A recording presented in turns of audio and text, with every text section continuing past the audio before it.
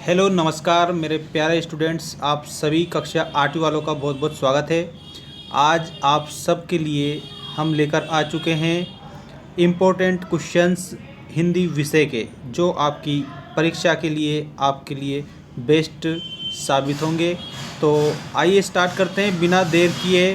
कक्षा 8वीं विषय हिंदी एमपी बोर्ड अति महत्वपूर्ण प्रश्नों के उत्तर। सबसे पहला प्रश्न है आपका बहुविकल्पीय प्रश्नों में, 9 2 11 होना। 9 2 11 होना मुहावरे का अर्थ है। यहाँ पर आपको ऑप्शन दिए हैं, भाग जाना, जाग जाना, खुश होना या इनमें से कोई नहीं। तो 9 2 11 होने का अर्थ होता है भाग जाना। तो आपका ऑप्शन नंबर फर्स्ट ही करेक्ट हो जाएगा। इसके बाद में आपका जो अगला प्रश्न है उसको आप देखिए, किसका संबंध मध्य प्रदेश से है। किसका संबंध मध्य प्रदेश से है। आपके ऑप्शन है लता मंगेशकर, अकबर, तुलसी या फिर कबीरदास। तो उत्तर में आपको लिखना रहेगा लता मंगेशकर। लता मंगेशकर का जो संबंध है वो मध्य प्रदेश से है। इसके बाद में देखिएगा, देवालय की संधि विच्छेद क्या है। देवालय ये आप लोगों की दीर्घ स्वर संधि है, ऐसे आप याद रखेंगे, दीर्घ स्वर संधि, ठीक है। और यहाँ पर जब हम इसका विच्छेद करते हैं तो बन जाता है देव प्लस आलय। देव प्लस आलय, ये आपका देवालय बन जाएगा। यहाँ पर छोटा आ प्लस बड़ा आ बराबर बड़ा आ बन रहा है और बड़ा आ दीर्घ है, मतलब कि देवालय में दीर्घ स्वर संधि है। ऑप्शन नंबर सेकंड आप करेक्ट करेंगे। इसके बाद में आप अगला प्रश्न देखिएगा, यहाँ पर आपको दिया है प्रत्यय शब्द के लगकर नया अर्थ बना देते हैं। तो आगे लगते हैं, पीछे लगते हैं, बीच में लगते हैं, प्रथम स्थान पर। तो जो प्रत्यय होते हैं ये शब्द के पीछे लगकर शब्द के अर्थ को बदल देते हैं, या फिर हम यूँ कहें कि शब्द के अर्थ में चमत्कार उत्पन्न कर देते हैं। अगला प्रश्न है, संज्ञा के मुख्य रूप से कितने भेद होते हैं। आपके ऑप्शन है 1 2 3 या फिर 4। तो जो संज्ञा के मुख्य रूप से अगर पूछा जाए तो 3 भेद होते हैं। पहला तो आपको लिखना रहेगा व्यक्तिवाचक, व्यक्तिवाचक संज्ञा। दूसरा आपको लिखना रहेगा जातिवाचक, जातिवाचक के बाद में तीसरा भाग है आपका भाववाचक। व्यक्तिवाचक, जातिवाचक और भाववाचक। इस प्रकार से संज्ञा के मुख्य रूप से 3 प्रकार होते हैं। अब आपको रिक्त स्थान बताना है, रिक्त स्थानों की पूर्ति कीजिए। देखिए, हमेशा पेड़ों की करना चाहिए, क्या करनी चाहिए। आपको ऑप्शन दिया है, एक तो ऑप्शन दिया है रक्षा और एक ऑप्शन में दिया है उन्होंने भिक्षा। तो हमें पेड़ों की रक्षा करनी चाहिए, तो ऑप्शन हम फर्स्ट वाले पर जाएंगे, रक्षा। अगला प्रश्न है, जाए पर ना जाए वृक्ष। देखो, प्राण जाए पर क्या नहीं जाना चाहिए, वृक्ष नहीं जाना चाहिए, क्योंकि वृक्ष हमें जीवनदायिनी गैस ऑक्सीजन प्रदान करते हैं। इसके बाद में आप नेक्स्ट प्रश्न देखिए, सरस्वती हमें प्रदान करती है। तो जो माता सरस्वती है वो हमें स्वर प्रदान करती है, तो हम खाली स्थान में लिखेंगे स्वर। इसके बाद में आपको विलोम बताना है, किसका। तो यहाँ पर दिन का विलोम बताना है। दिन का विलोम होगा रात।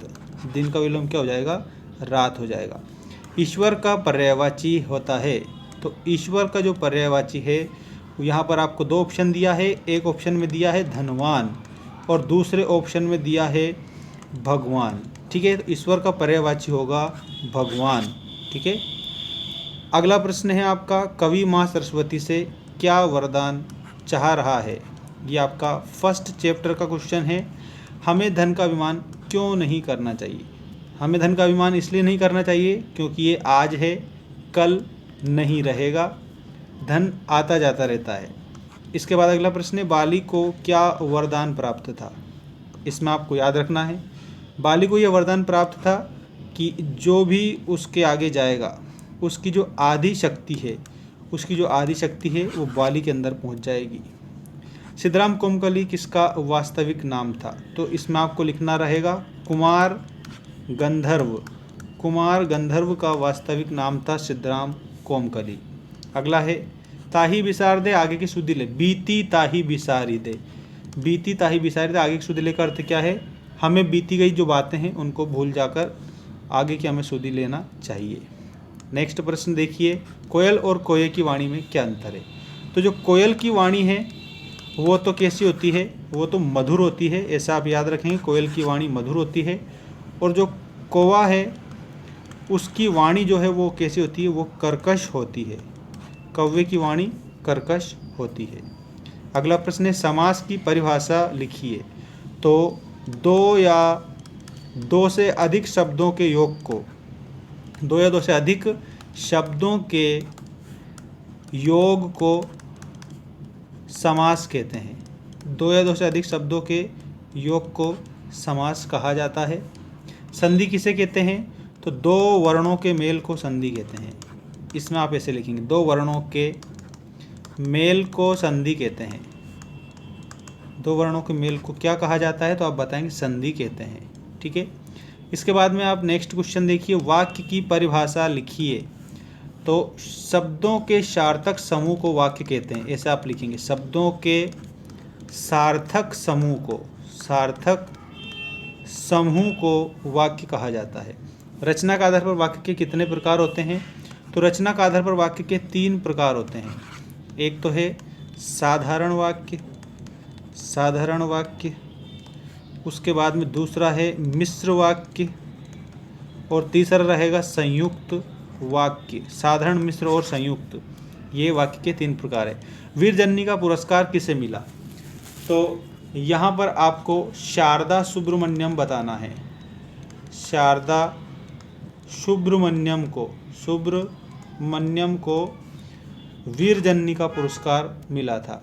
इसके बाद नेक्स्ट यहाँ पर है, आप किस प्रकार वृक्ष की रक्षा कर सकते हैं, 3 वाक्य सोचकर लिखिए। तो पहला वाक्य तो आपको लिखना है, वृक्ष में हम पानी, नियमित पानी डालकर उनकी रक्षा कर सकते हैं। दूसरा, कटने से बचाकर रक्षा कर सकते हैं।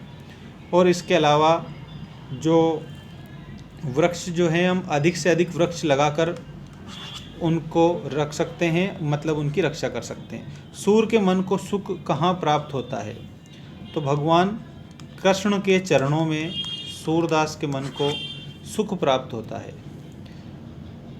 अब इसके बाद में यहाँ पर आपको ये भावार्थ करने के लिए क्वेश्चन दिया है, समझ लें आप सभी। निम्नलिखित पंक्तियों का भावार्थ लिखिए। पंक्तियाँ हैं, पायो जी मैंने राम रतन धन पायो, वस्तु मूलक दी मेरे सतगुरु कृपा करे अपनायो, जन्म जन्म की पूंजी पाई जग में सभी खोवायो, पायो जी मैंने राम रतन धन पायो। यहाँ पर ये जो पंक्तियाँ हैं मीराबाई के पद से ली गई है। मीरा यहाँ पर कह रही है कि मुझे भगवान के जो नाम है उनका धन प्राप्त हो गया है, और ये ऐसी वस्तु है जो भगवान की कृपा से ही प्राप्त होती है। जन्म जन्म की पूंजी पाई जग में सभी खोवायो, जो जन्म जन्म की जो पूंजी है उसको तो हम क्या कर लेते हैं, जग में खो देते हैं, लेकिन भगवान के नाम रूपी पूंजी को हम नहीं खो पाते हैं, ये वो कह रही है। और वो वापस कहती है, पायो जी मैंने राम रतन धन पायो, अर्थात मैंने ईश्वर के नाम का धन प्राप्त कर लिया है।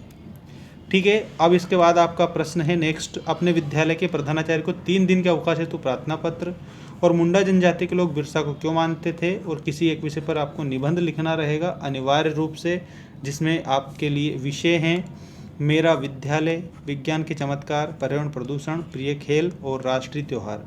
अब सबके लिए एक और जानकारी, हमारा जो ऐप है उस पर आप लोगों के लिए फ्री कोर्स अपलोड कर दिया है क्लास 8th वालों के लिए। क्लास 8th वालों के लिए फ्री कोर्स है, तो एप्लीकेशन डाउनलोड करिए। एप्लीकेशन का नाम है मेंस एजुकेशन, ये आपको प्ले स्टोर पर भी मिल जाएगा।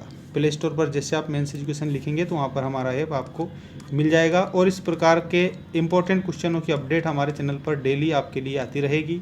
चैनल को सब्सक्राइब करके बेल आइकन को प्रेस कर देना ताकि आपको आने वाली अपडेट मिलती रहे।